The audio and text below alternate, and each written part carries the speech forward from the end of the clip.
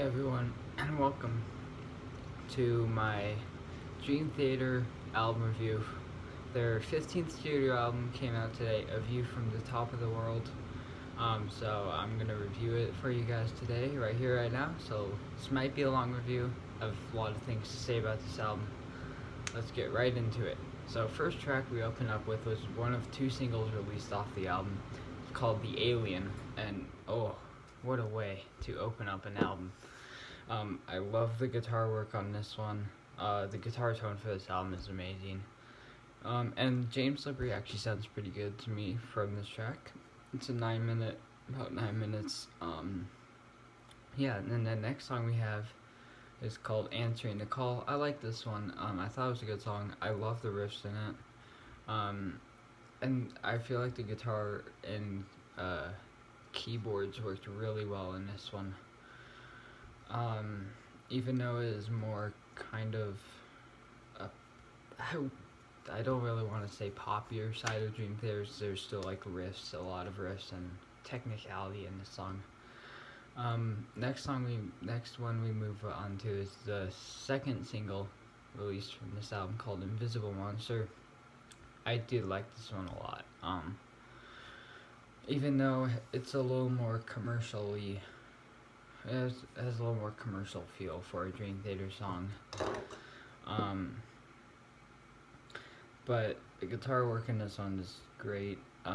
Libri, he talks about like anxiety in this song and stuff. It does seem also fairly easy on guitar for Dream Theater songs, so yeah. Next one we move on to is called Sleeping Giant.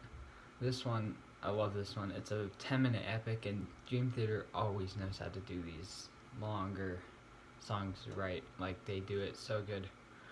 The drumming in this song is unreal. And then, of course, the guitar work is great. Next song we move on to is called Transcending Time. I can't believe this song is only 6 minutes. There's a lot of things going on in this song, and a lot of different turns it takes and changes in the music. The melodies are amazing, the keyboard work is awesome, and then the guitar work is pretty cool too. But yeah, it's just really, there's a lot of stuff happening for it being only 6 minutes, and it's the shortest song on the album at 6 minutes and 25 seconds. Next one is called Awaken the Master, and holy cow, this song is one hell of a song. It's also really cool. It's the first Dream Theater song to use an 8-string guitar. But man, this song is phenomenal. I was speechless after I first heard this song. The guitar work is phenomenal.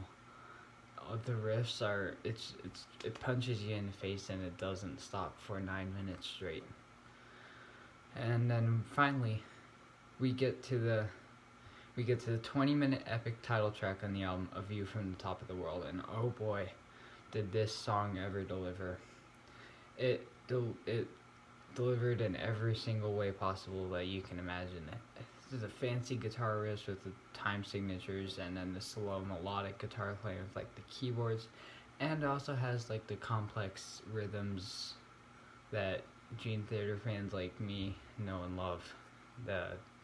I really can't say anything much else about this song. All I can say is that Dream Theater knows how to do these long songs, these long, epic, drawn out songs that kind of tell a story, and they kind of tell a story with just the music alone, not even in the lyrics. Sometimes they just tell a story with the music, like the guitar work and stuff. They're at the top of the game there. Always have been. Always will be. That's why these guys are one of the great bands, I think, that will ever be on this planet. And my final impressions on this album is amazing in every way possible. The guitar playing, the drumming, and the keyboards are also really great. And then the use of the 8-string obviously is really cool. I wasn't so sure on that when I first heard that they were going to be using the 8 string on this album. I wasn't really sure about how that was going to go because I didn't want them to do something like Meshuggah's done, where it's just like gent and heavy. They're not necessarily complex in the way Dream Theater is complex, but they're still kind of a complex rhythms with polyrhythms and polymeters and stuff like that. Just don't do polyrhythms and polymeters in the way Dream Theater does. They do it differently in Dream Theater. But like everything John Petrucci does, finds a way to do it. They use it in a very Dream Theater-ish way. The big standouts to me on this album were the guitar tone and Mike Mangini's drumming.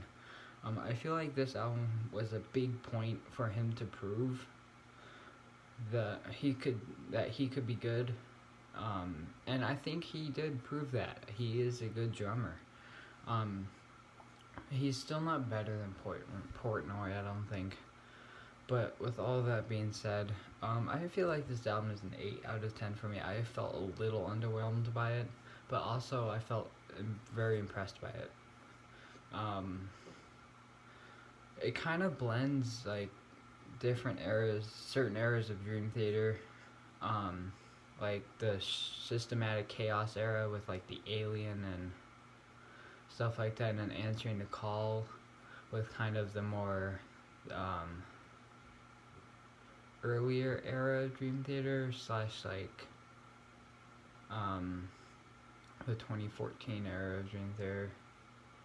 Actually, more like kind of a dramatic turn of events era, and same with like Sleeping Giant, and then you got A View from the Top of the World, obviously, which is more like a kind of a self-titled album, Dream Theater era kind of song. Then you got Awaken the Master, which is more of a train of thought kind of song. So yeah, it really blends a lot of eras of Dream Theater together.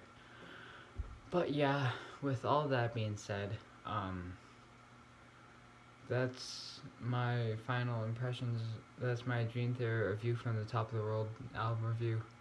Hopefully you guys liked this video. See you guys next time. Peace out and rock on. Go Hawks.